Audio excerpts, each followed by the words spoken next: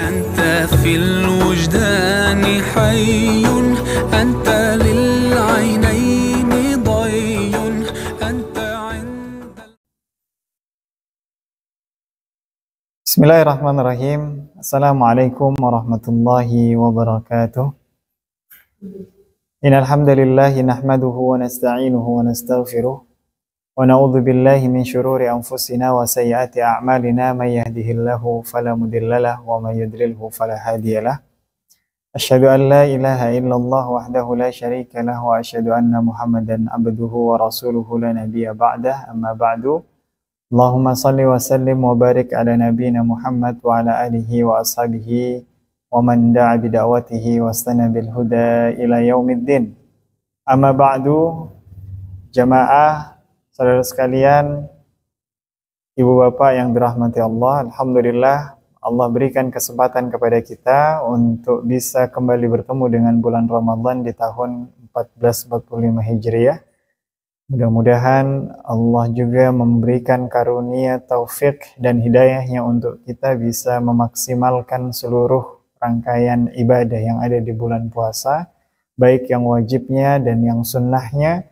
Semoga tidak ada di antara ibadah-ibadah yang mulia tersebut yang tertinggal dari kita, sehingga Ramadan tahun ini bisa menjadi Ramadan yang terbaik di dalam hidup kita, insya Allah. Amin ya rabbal alamin. Pelajaran dari ibadah atau syariat bulan Ramadan itu akan sangat banyak jika mau kita pelajari satu persatu. Akan tetapi ada satu pelajaran yang menarik dan mungkin bisa kita kaji sebagai muhasabah untuk kita bisa mengambil hikmah dan pelajaran penting dari ibadah Ramadan ini adalah bagaimana ketika Allah Subhanahu wa taala mensyariatkan ibadah puasa di bulan Ramadan wajib dengan waktu yang terbatas, ayyaman ma'dudat, menjadikan kita sebagai kaum muslimin mampu merasakan apa yang dirasakan oleh sebagian saudara-saudara kita, yaitu mereka yang diberikan harta kurang dari kecukupan yang dia butuhkan di dalam kesehariannya. Maka hikmah yang pertama dari Ramadan itu adalah mengajarkan untuk kita memiliki sifat atau akhlak peduli yang tinggi kepada sesama muslim atau solidaritas kepada sesama muslim. Bagaimana cara kita bisa merasakan agar apa yang dirasakan oleh saudara-saudara kita fakir miskin dari muslimin yang setiap harinya merasakan lapar dan dahaga, maka pada bulan ini kita diajarkan oleh Allah untuk merasakan bagaimana apa yang dirasakan oleh mereka setiap tahun atau sepanjang harinya. Oleh karena itu, puasa dengan Allah melarang kita, Allah mengatur bagaimana kita boleh makan dan minum di waktu-waktu tertentu, memaksa untuk kita merasakan yang namanya lapar. Jadi puasa itu memang harus lapar. Puasa itu memang menuntut kita untuk merasakan lapar. Jadi jangan sampai ketika kita masuk bulan Ramadan mencari formula-formula atau suplementasi yang menjadikan kita tidak merasakan lapar di dalam sehari. Kita tidak merasakan haus di sepanjang harinya, kita tidak merasakan lapar di sepanjang harinya. Akan tetapi yang memang diinginkan agar kita bisa merasakan rasa lapar dan dahaga itu di siang harinya. Adapun sahur adalah sebuah rangkaian yang kita lakukan karena ada tuntunannya. Karena kita mencari keberkahan dari apa yang dicontohkan oleh Rasulullah Sallallahu Alaihi Wasallam. Kata Rasulullah Sallallahu Alaihi Wasallam, "Tasaharu fa inna fis sahuri barakah." Bersahurlah kalian, makanlah sahur kalian, karena ada keberkahan di dalam ibadah atau rangkaian puasa yang kita awali dengan makan sahur itu. Akan tetapi sahur itu bukan agar kita tidak merasakan lapar, pasti akan kita merasakan lapar. Kenapa? Karena kita diperintahkan untuk puasa salah satunya agar kita merasakan lapar. Dari situlah muncul, dari situlah lahir sifat-sifat kepedulian atau solidaritas kita sebagai seorang mukmin dan sebagai seorang muslim. Oh, ternyata begini rasanya lapar dan dahaga. Begini rasanya menahan perut yang kosong dan harus mengerjakan berbagai macam aktivitas dan kegiatan di dalam seharinya. Agar kita tidak menjadi orang yang sombong ketika kita memiliki harta. Agar kita tidak menjadi orang yang tamak ketika memiliki makanan dan minuman. Isi kulkas kita mungkin saja bisa penuh, tetapi Allah ingin ajarkan bagaimana agar kita merasakan apa yang dirasakan oleh saudara-saudara kita yang mungkin mereka kulkas saja tidak punya, yang mungkin mereka makan aja satu hari mungkin bisa 1 kali atau 2 kali saja. Itu adalah satu hikmah penting yang Allah ajarkan kepada kita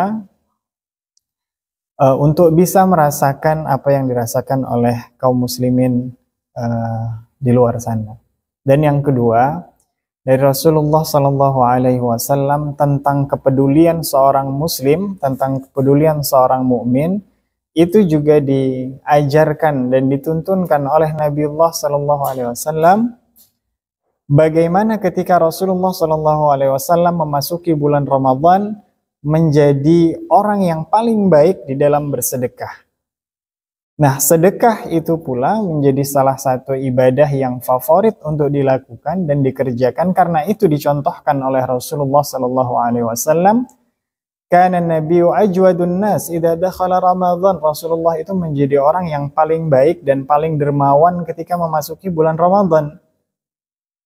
Dari ibadah sedekah itu kita juga akan memupuk yang namanya sifat atau akhlak kepedulian dan juga solidaritas kepada sesama muslim dan kepada sesama mukmin. Rasulullah Shallallahu Alaihi Wasallam memberikan contoh itu di bulan Ramadan. Kita bisa melihat bagaimana keajaiban sedekah itu benar-benar kita rasakan.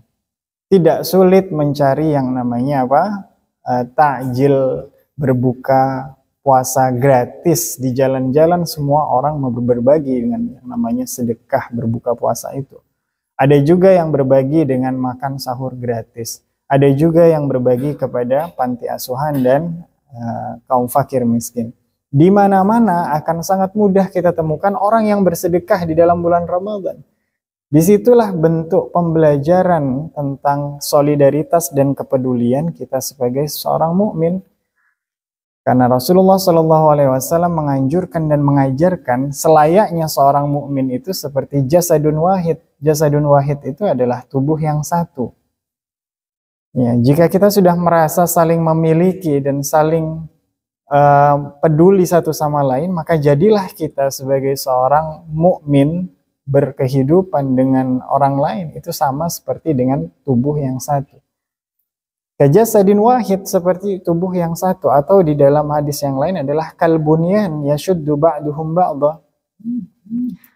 Jadi diumpamakan kaum muslimin itu oleh Rasulullah Shallallahu Alaihi Wasallam seperti bangunan yang mana satu tiang dengan tiang yang lainnya itu terhubung dan saling menguatkan. Atau juga contohkan oleh Rasulullah, diberikan ilustrasi oleh Rasulullah, mukmin itu selayaknya tubuh yang satu.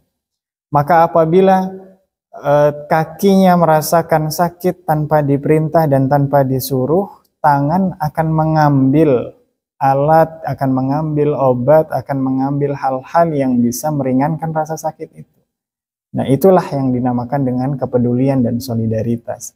Maka di dalam bulan Ramadan ini, di antara puasa dan juga Al-Quran, ada satu ibadah yang menjadi favorit dan idola dan juga dicontohkan oleh Rasulullah sehingga bisa memupuk kepedulian kita kepada sesama muslim, yaitu adalah dengan memperbanyak sedekah. Maka dua itu saja insya Allah apabila kita maksimalkan di dalam bulan Ramadan ini akan melahirkan pribadi-pribadi muslim yang memiliki tingkat kepedulian yang sangat tinggi, solidaritas yang sangat kuat kepada muslim yang lainnya. Mungkin itu yang bisa kami sampaikan di dalam kultum singkat ini. Mudah-mudahan bermanfaat dan menjadikan Ramadan ini lebih bermakna, terutama memupuk bagaimana sifat atau akhlak kepedulian kita kepada sesama muslim itu menjadi lebih baik dan lebih baik lagi dari sebelum kita masuk bulan Ramadan. Amin amin ya rabbal alamin. Kurang lebihnya mohon maaf jika ada salah kata dalam menyampaikan. Kita akhiri dengan baca hamdalah dan doa kafaratul majlis. Alhamdulillahirabbil alamin. Subhanakallahumma wa bihamdika asyhadu an la ilaha illa anta astaghfiruka wa atubu ilaik. Wassalamualaikum warahmatullahi wabarakatuh.